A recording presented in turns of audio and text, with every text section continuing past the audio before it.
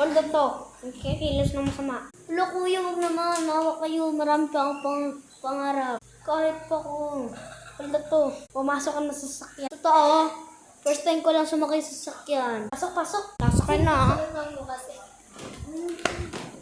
Ganda pala sa sasakyan ko yun. Nga.